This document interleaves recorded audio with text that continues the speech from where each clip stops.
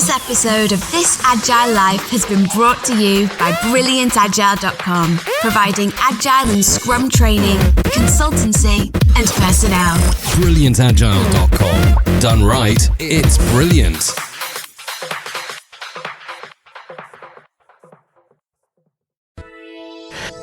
Released on Sunday, March 13th, 2016.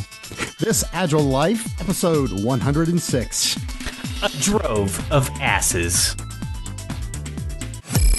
The software industry transforms more and more every day. Agile methods are quickly replacing traditional ones. The question is, are you agile enough?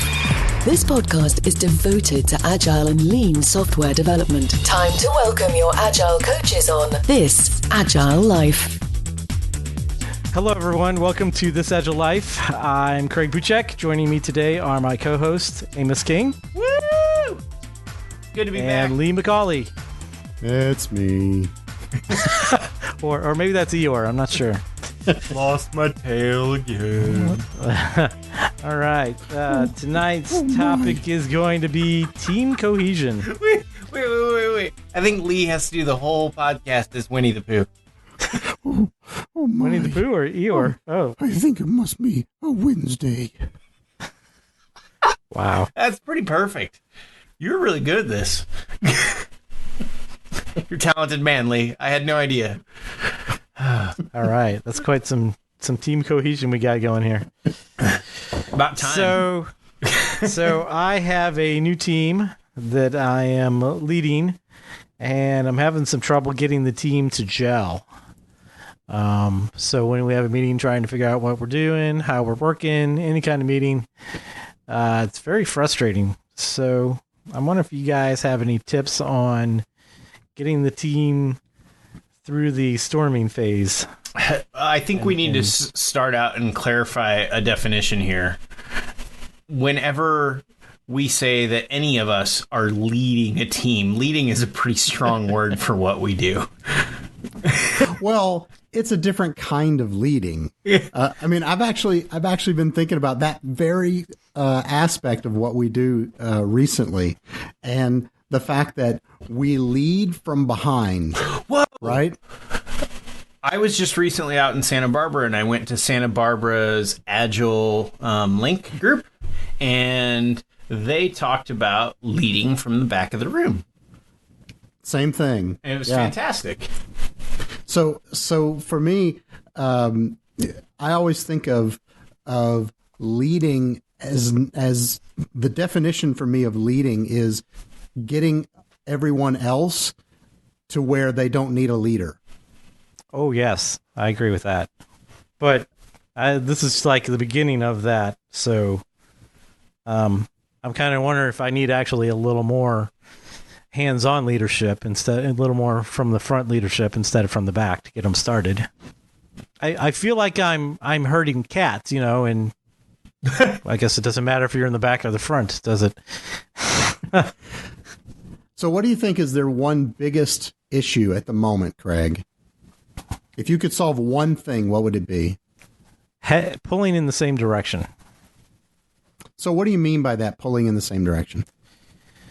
I guess having a shared vision of what we're trying to accomplish here, and probably more specifically what we're trying to accomplish in the next couple weeks. So how you are going to accomplish the next? Are you guys doing sprints, or are you doing? Yeah, we do 1 week sprints. One of the problems one of the biggest problems is actually figuring out what to work on. So we've got cards that come from the product owner, but we also have a lot of cards that are being written by the developers themselves. Are those direct breakdowns of the cards that the product owner created? No. So the product we're building is pretty technical, and I think that there's more. Maybe they are in a sense. So sometimes the product owner and sometimes even I as the engineering manager don't really know everything that needs to be done to get to where we're headed. So, we've been trying to break down stories better. We've been trying to write stories that are more clear, given when then format. That's something we've been struggling with as well, is trying to come to a shared understanding of each story. I think we're doing a little better with that. What do you think is causing that? I think we're not careful about being clear when we write the stories. Person A will write in one format, person B will write in another format, and they write what's clear to them, but it's not written in a way that's going to be clear to hardly anyone else. How are you getting to clarity on those stories, or are you? Usually it's part of this frustrating process in planning to try to have someone explain what it means, try to rewrite it, but that's not always, that feasible, especially since we're trying to get through, 20 story cards in an hour. We're trying to get a shared understanding and estimate. Not that we spend a lot of time on estimating. I'm pretty good about just, once I think we have a shared understanding, voting with fingers and taking sort of the consensus and not spending much time with that. So are you guys pairing? Unless we don't have a consensus. There's not a lot of pairing going on. I was going to say maybe when somebody's creating a story, they could at least grab somebody else for that portion, and then that helps make sure that the story is written in a more communicating way, or that when you get into the meeting, hopefully you at least don't have a bus number of one of who understands what that story means. I don't know if that's helpful. That's a thought that might work for us. It might be a way to get more pairing to happen. The last retro, I guess yesterday, we talked about one of our other struggles we've had is work in progress is at times about half of the week's work. And part of that is because things sit in ready for testing a lot of times. And so we made a new rule that when you move something to testing, if you're solo, then you find someone to test with you. So you basically explain what it was supposed to accomplish and give them hints on how to test it, and they test it. And if it was a pair, then one pair drops off and the other person moves forward with it. So I think that's going to help with testing or pairing in the testing phase. So, we're kind of working pairing in slowly, and we're also doing it with a reasoning behind it, not just me telling them that pairing is good and so you should pair. So you talked about maybe moving to leading from the front, and that's the same for me. That's leading by example. So are you pairing all the time? Are you like sitting down with them or saying, "Hey, I need somebody to work with me"? No. One of my other challenges is every time I look at my calendar, I don't have a maker's schedule. I have a manager's schedule. So basically, there's meetings all over my map when I look at my calendar. And I don't know that there's much I can do with that.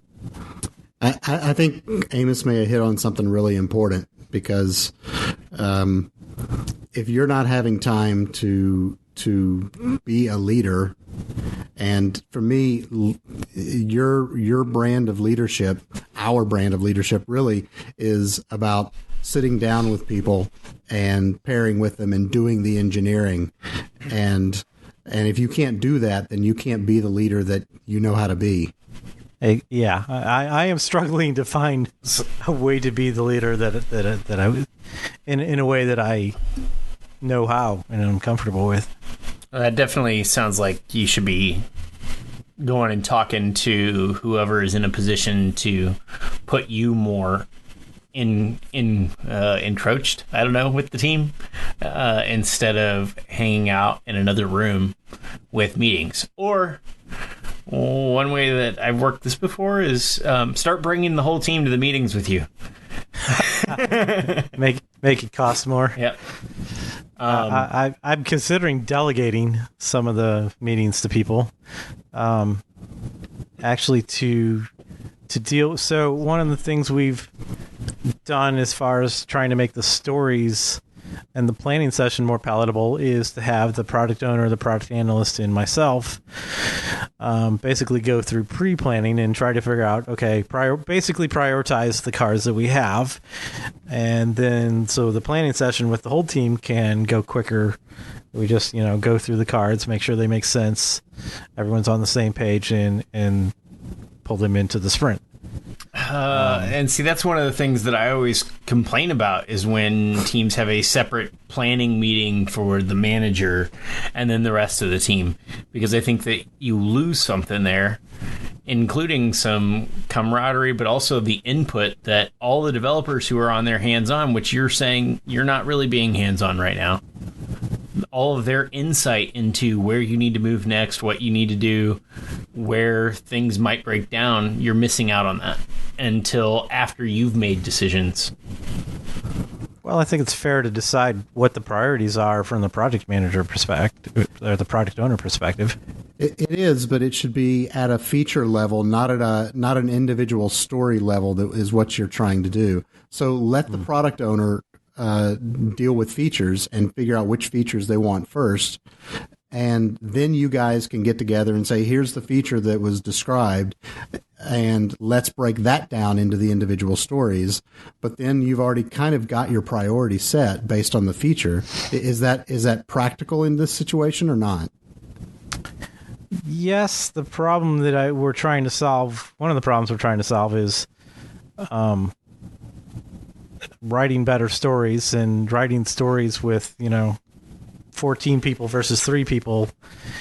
I mean, we're having trouble just getting to a shared understanding of the stories, and the planning meeting is taking about an hour and a half for, I think we had about 20 stories.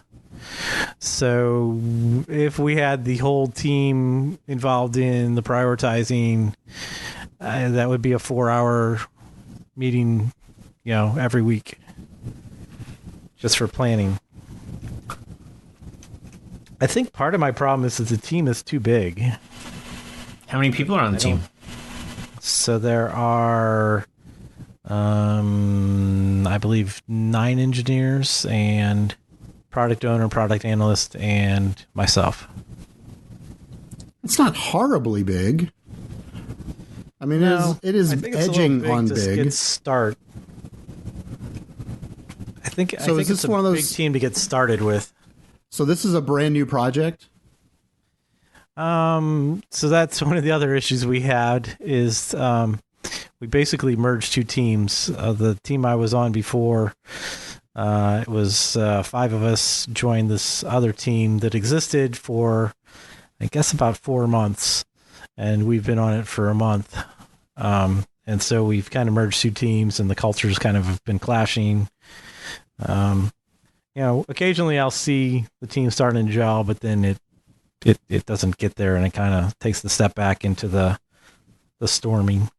If you're not there because you're in meetings all the time too, it's really hard to get through the storming phase because now you're not always present in the team. You're barely present in the team. You're like a thorn that hops in and then leaves and then comes back. You're like a new guy all the time. You're always going to be the new guy as long as you're not really with the team. That's probably fair. And the other thing is, have you had a chance to really earn their respect as an engineer if you're constantly in meetings? No, not with the new team. With the old team, I was able to. It was a smaller team of just 4 engineers and myself, and I was able to have the time to pair with each of them individually. So is there a way that you can block out your schedule so that it only looks like you're available for meetings during a certain time of the day? Probably not too much, because most of the meetings are from like on high. We actually have,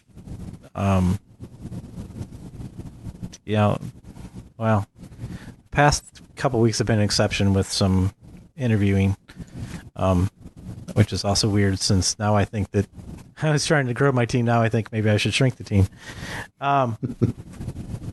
But a lot of the meetings are from upper management that I don't really have a choice to change. Do you have a choice as to who goes to them? Could you delegate them to other people on the team? Other volunteers? I don't think those meetings I can. Some of the meetings we do have had a few volunteers, like meetings on security issues, things like that. What do you do when you're not in those meetings and you are with the team? How do you work? I try to pair occasionally.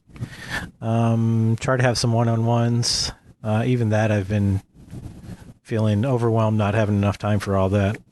One-on-ones, is that just a sit down with one of your people? Is that it? Yep. Yeah. Okay, just making sure I had the terminology right.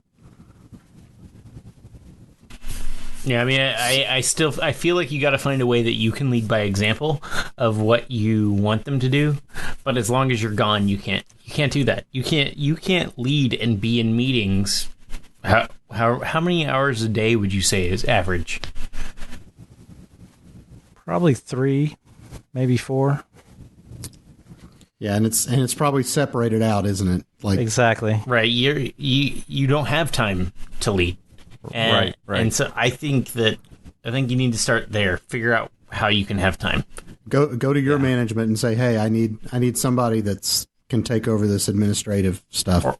Or whatever meetings you do have control over. Right. Speak with your feet. Mm-hmm. So I have one other suggestion that goes to a different aspect. You also seem to have two teams that haven't really figured out that they still should work as one team as well. Am I reading that correctly or not? Yeah, I think that's still the case. Okay, so I have a weird suggestion that I have been dying to try with a team. I think it would work, but I'll throw it out there and see what you guys think.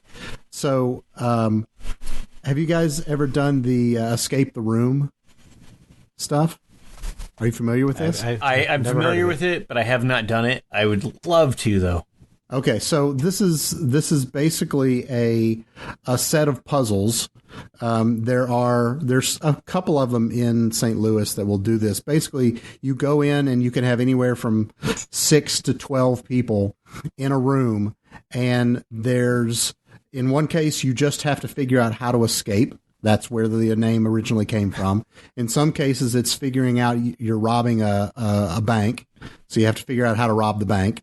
And there's a time limit. You've got an hour, and there's a set of puzzles that you will progress through. And there's no way you can do all of them as a single focused group. You have to start splitting up and working together to be able to pull this off within the time. And only about 30 people. Yeah. When you say it's a puzzle and it's escaping the room or robbing the bank, is this like somewhere you physically go and have to physically? It is someplace you physically go and have to physically do this stuff. Interesting.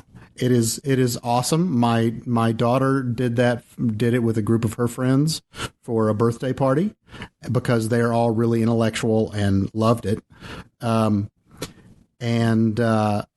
And it feels like it would be an excellent team building kind of an exercise that gets your team working together in a constructive way. And I think it would be very interesting to try. Only about 30% of the groups that go through it actually successfully escape, by the way, within the time given. If you're not successful, do you still learn? And absolutely. Learn how to work together? Absolutely. Yep. Because there's a series of puzzles. You'll go through, anywhere from 10 to 20 in that hour that you're trying to solve together. Did you do this at the haunted house there in St. Louis? No, there's a place downtown on Washington Avenue that we went to. Okay, because they're doing that at the St. Louis, for all the listeners, has a really giant haunted house that haunted house owners from around the world fly into St. Louis in order to come to it. Creepy World, I believe, is what it's called. Over in Soulard, am I right, guys? Is that what it's called? I don't know where there's a lot in town. Anyway, they're doing the escape from room thing at the haunted house, like with people trying to scare you while you're doing it. That would be pretty intense. Anyway, sorry, I digress. And I kind of digress too with the whole suggestion. So sorry. No, I think Greg. I think team building would be helpful actually. We actually have sort of two issues as far as combining teams. We have the new team versus the old team. We also have system engineers versus developers. And most of the teams in our company have tried to varying degrees of success to combine the engineers, the system engineers, and the developers. For my team, I don't know that that's the right idea because of the complexity of the system engineering side and because they're more likely to stay with the team long term, whereas the developers are sort of just building a front end to basically it's Cloud Foundry, which is basically building a cluster of cloud virtual clowns? machines. Clouds. Did you say a Cloud. Oh, That would be awesome. A cluster of clowns. it would be. Cluster of clowns. Is that the name for a group of clowns? A cluster, or is it a tiny car? Is it a tiny car of clowns? A tiny car of clowns? I don't know. Like a murder of crows? Oh, I am totally ruining this conversation. So do I clowns? apologize. So do you call a bunch of clowns a herd, or is it more like a tribe? I don't know. So there's a word for that. Is it? Are you? Craig's looking up what is a group of clowns called, aren't you?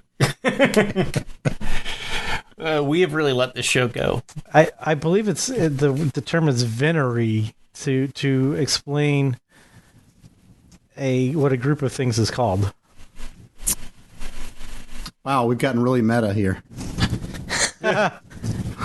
So how would you describe your team? What would be the venery for your team, Craig? I'm trying to get it back on track. You see? Let's see. Are they antelopes? A herd of antelopes, or a drove of asses? Wow. Did he just call his? We're looking for a metaphor asses? here. So you just called your team. If you didn't notice, I was at the top of the alphabet. All right. No, I didn't. I was feeling sorry for the people on your team, actually. God. That's depressing. Jumped right to the asses, man. I know. So, I don't know. From everything that I've heard, it sounds like you need to get back in with the team and out of those meetings. Whether you're speaking with your feet and just going into the meeting and saying, "Hey, listen, I can't lead my team the way that things currently are, so I'm going back to them." And I feel where you're coming from. It's hard to be motivated sometimes to be the lead by example person when you feel like maybe you could be the only one. And I'm not saying you are the only one on your team, but when you feel outnumbered by people who aren't doing what you believe is the right thing. Right. Now the other thought is, are they doing the right thing and you're not seeing it because you're not there? Do they have a better solution than you for that team and how they work? Because you're not there with them. No. I don't think anyone on the team thinks that it's gelling. There was a point in time about a week ago, I think, right after Retro. For about a day, we thought the team was starting to gel, and then it just kind of falls apart sometimes. So what happened? It started to gel and started to feel good. What happened so that it dropped? Usually, so what's happened in the past couple days at Retro and planning session was basically just everyone's talking over everybody. That's the main thing, I think. It just kind of devolves into that. Everybody's talking over everybody. Yeah. And at first I don't like to I like to facilitate. I don't like to, stop conversation, but it's gotten out of hand the past 2 days. Are they not listening to each other?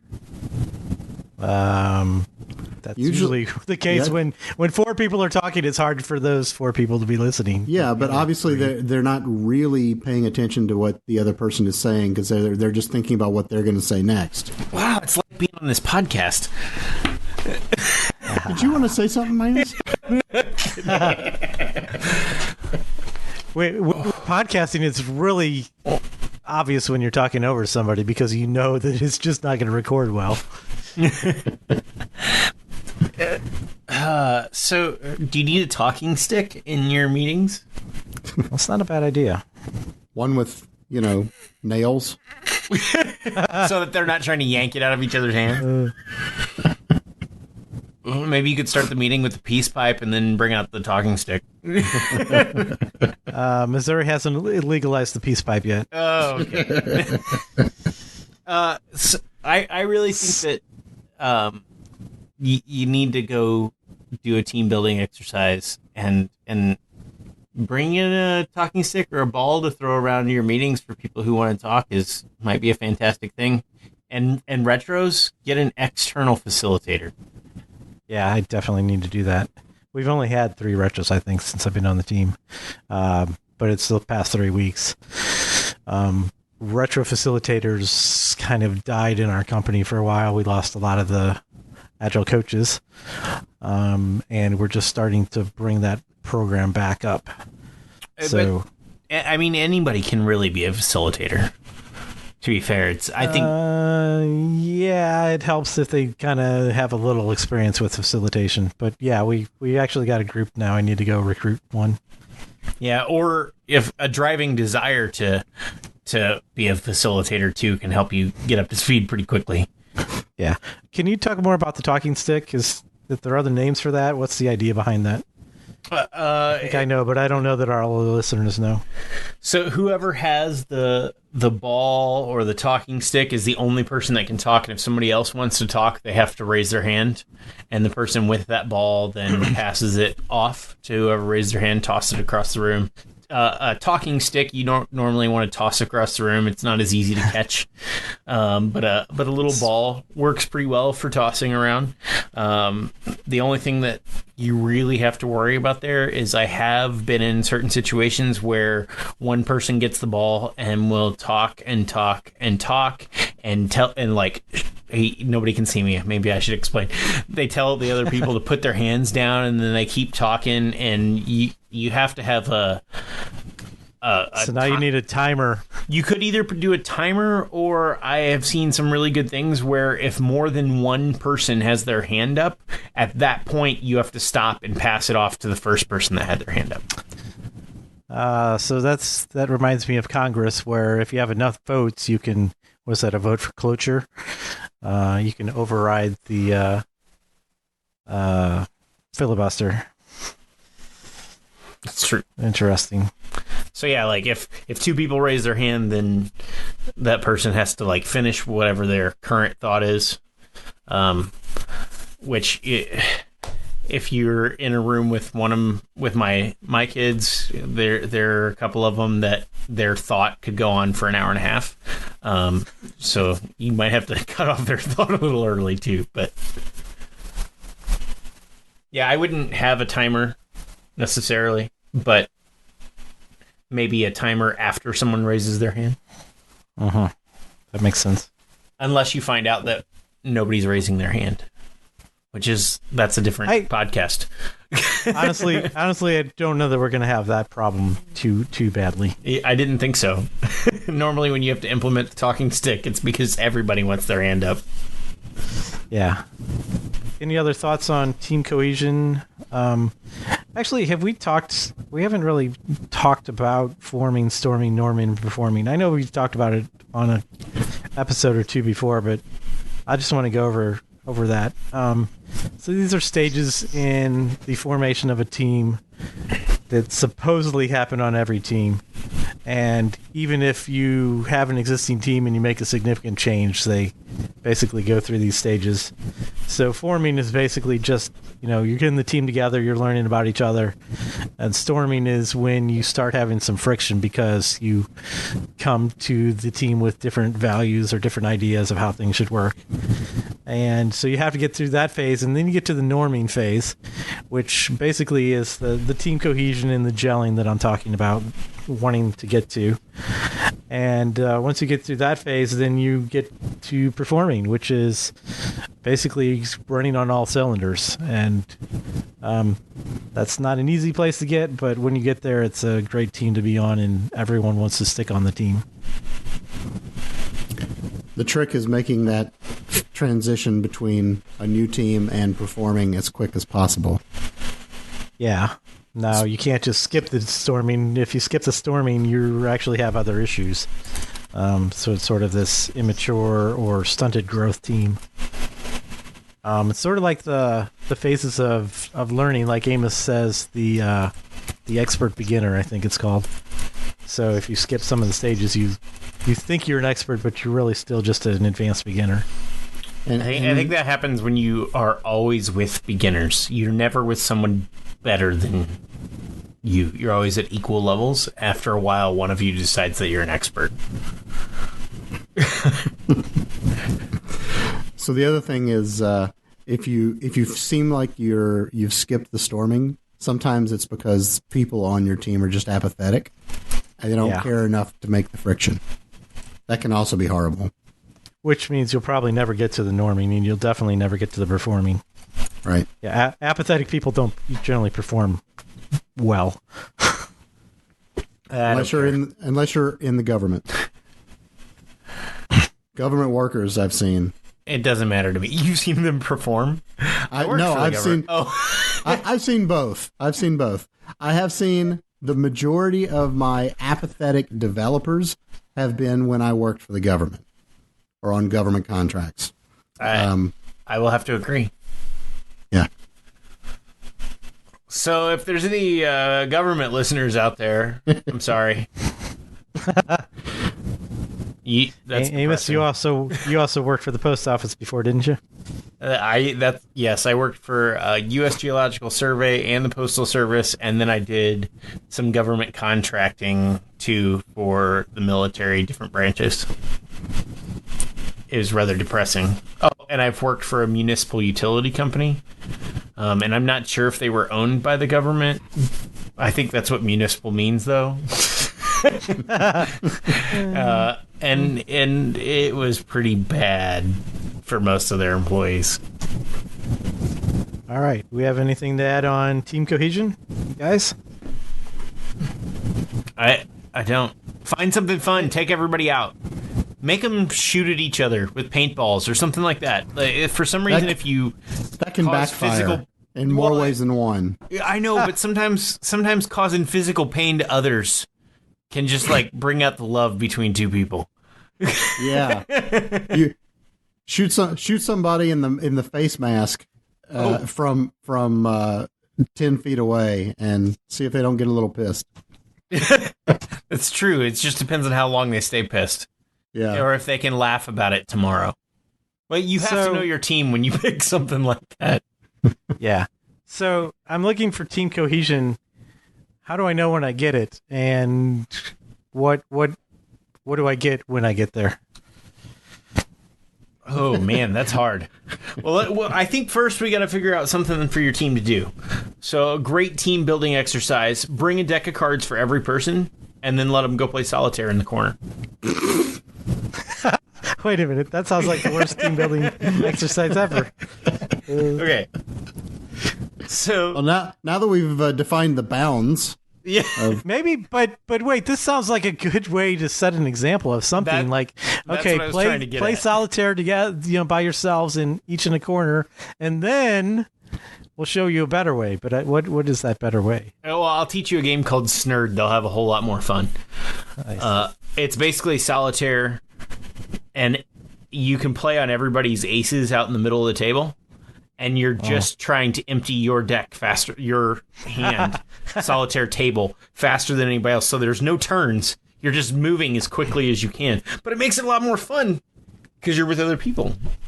So it'd be interesting if everyone finished faster too. You know, if we could show that everyone had more fun and everyone finished faster too. Compared There you to go. everyone's solitaire by themselves. That's interesting. And then you can take them out after work too, because I think you need that. What have you seen as far as good team cohesion? What kind of benefits does it give us? And since Tice isn't here, how do we measure team cohesion? Oh, I hate you. I quit. I'll see you guys next podcast. Is my happiness metric maybe a good way to do that? Just everyone rate the cohesion or how the team's working out. Just happiness in general, I think, is a good measure of team cohesiveness. Because anybody who's been on a team where they're not working together well, you usually hate being on the team. Have you ever been really happy to be on a team that wasn't working together well? I wasn't very happy. I'm a 10. Nobody on my team ever talks. It's fantastic. Even the introverts are like, what the hell? Can somebody say something? So yeah, I think that the happiness thing is a good metric, but I mean, what can you see visually? A great team has good camaraderie, and they can joke around and smile with each other, and they know about each other's lives. How many guys on your team have kids? How many do you not know if they have kids? That's actually an excellent point. 4 out of the 9, I don't know. 4 out of 9. So nearly half your team, you have no idea. Yep. So that's a problem. I'm sure the product owner is gonna be like, what the heck? Why are we talking about each other's kids now? You don't have to do that in some formal way. I know. Yeah, but just those little things, learning about the people around you, even you just learning about the rest of the team and their lives and what they like to do can have a great impact on the entire team starting to gel. Bring it up at stand-up. Be like, hey, what'd you guys do last night after work? And start building that camaraderie there. It's you got to build social camaraderie. Yeah, otherwise you'll never build it as part of a technical team. So, quick story about my previous team, half of which is on this new team. We were struggling with pairing, and we had a retro on some things we could do to get better at pairing. And the next 3 days, the room just felt different. I mean, you could almost literally feel the collaboration happening. And it just that happiness definitely, I think, in everyone's mind went way up. And you could just feel the collaboration. And a week later, they broke our team up. So that was sad. You want to see collaboration go up on a team? Invite them all over to your house for a barbecue and hang out in the backyard. Maybe we need a common enemy. That always works well too. What? Meetings is our common enemy. We'll fight them together. We won't go to meetings till someone shows up and drags us out of the room. Have you tried something like picking some particularly difficult story and doing a mob on it? Whole team mob. Ooh, good idea. We don't do whole team mob, but we have done more than 2 people on some stories. Do a whole team. I mean, make the whole team involved in it. So, the couple times I have seen mobbing, we did the 4 minutes and switch roles. Is there a different way to do that? Or is that pretty much the common way to do that? That's the way I've seen it as well. I mean, it wasn't 4 minutes, but it was more like 10. But no big deal. It doesn't really matter. It really depends on how many people you've got. And for your size, 4 minutes is probably about right. Is there a maximum size where mob stops working or where people check out, or how does that work? At the point where you can't fit enough people in the room to be able to see the screen. Yeah. Wow. And you're going to cycle everybody through. Yeah. Everybody else will have to type. But just remember, if you're typing, you're just a driver, not a thinker. Right. You're doing you're Jeeves. And you think only about how to make the editor do what the navigator tells you. Right. That's what I was saying with Jeeves. You're the limo driver. The guy in the back's telling you where to go. But not how to get there. Correct. Cool. All right. You guys have any other thoughts on team cohesion? All right. Then we'll wrap it up. This week's hottest picks. Amos, you want to go first? Sure. I actually had some picks tonight. So one of them was based on tonight is how to engage everyone from the back of the room. It was a talk from Dylan Kearns at Santa Barbara Agile when I was there a couple weeks ago. I put a link to the meetup page for it because they actually recorded it. It's on YouTube, and there's a link in some of the comments on that meetup page that include some handouts that he gave out, so you can actually just follow along with the whole thing. It was interesting, had a lot of fun. You get to see me hop up and talk during it. Although I didn't say much, I just kind of made fun of people like I normally do. And then my second pick is Buzzing Amber, which is a beer that I'm drinking tonight that I actually created the recipe for. It's an amber ale made with a little bit of honey, and I linked to the recipe. So if any of our listeners are homebrewers, I just started homebrewing, and I would love some feedback if you want to try it. Other than that, that's all. Although I wanted to add another one after I saw Lee's Isaac Asimov, but I thought I wouldn't add another Isaac Asimov link. All right. I sense some foreshadowing. Lee, you want to go ahead with your pick? Sure. Lee, don't pick Isaac Asimov. It'll be awesome. So my daughter has been doing a rather large research project recently in high school. And so as part of that, she kind of got into some of my old research because she's doing a literary evaluation of robots and humanity through Asimov's perspective. And so one of my favorite Asimov short essays came up, which was The Relativity of Wrong. And I suggest this for anybody that ever wants to have a clear understanding of exactly why science works and what it is. He starts by explaining that the Earth being flat is not wrong. It's just not as correct as it could be. The error rate is approximately 8 inches per mile. But that's pretty good. It's only off by 8 inches per mile. So then we have new science that comes in and tells us that the Earth is round, and that reduces the error rate to something smaller, right? And that's what science does all the time. And that's what we do as developers too. If you think about it, we're constantly going back, no matter how good we think our original code was, something happens and we have to fix it, or we have to change a feature or whatever. And the whole time, hopefully, if we're doing our job right, we're simply reducing the error rate from what the customer wants to what we're giving them. So that's my way of tying it back into development. So that reminds me of a joke I heard recently. Basically, there's the Flat Earth Society has members around the globe. Yes. I believe that joke came from Neil deGrasse Tyson, wasn't it? Yeah, I think that is where I saw it. Yeah. It makes me think it could be a Stephen Wright joke. Nice.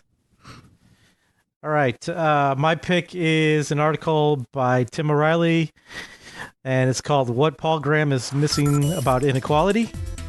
Paul Graham had an article about inequality, basically saying that even though I'm rich and creating wealth, you guys need to stop complaining about inequality.